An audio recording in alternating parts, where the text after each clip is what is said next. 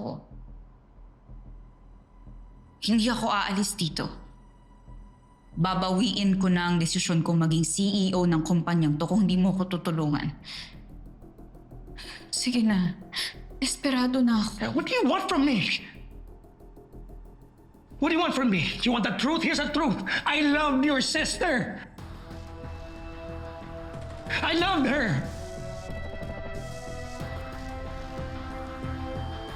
Iiwanan ko na ang sarili kong asawa eh.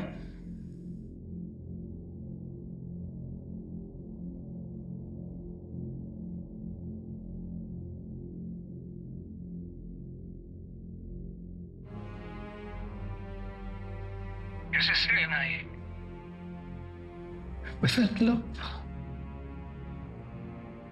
So, iiwanan ko na yung asawa ko si Velma. You know what Velma's like. As if ganun kadali yun. So, hindi siya bumayag. As if na mapapayag siya na iwanan ko lang siya ng ganun kadat, di ba? She threatened me, Noreen. Ano magagawa ko doon kung iwanan ko daw siya, papatayin niya si Helena? That's right. That's my wife. Velma is a monster. So, si Velma Imperial ang totoong pumatay sa Ate Helena ko.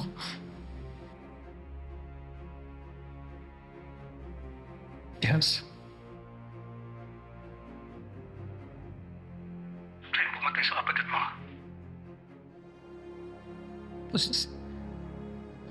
Words.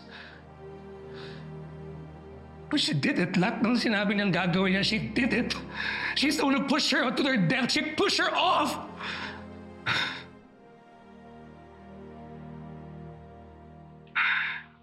What am I supposed to do? She blackmailed me. Anong gagawin ko? Kung hindi ko daw siya tulungan na i-cover up yung pagkamatay ng kapatid mo, ako daw yung mabubulok sa kulungan. Don't you see? From the very beginning, I have been manipulated. Velma and I were... It's complicated. Okay, yung pagsasama namin dalawa, I am powerless. Okay, you and me, biktima lang tayo ni Velma and it has to stop. Okay, kailangan niya makulong. Naghihintay lang ako ng tamang pagkakataon. And thank God you're here.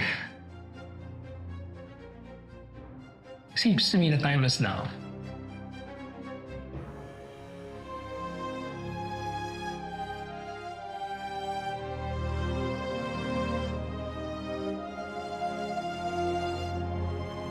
Thank you for speaking your truth. Sir Eddie, but I will need your help. Hindi ko to kakayanin mag-isa. Gusto mo bang makawala sa kamay ni Velma?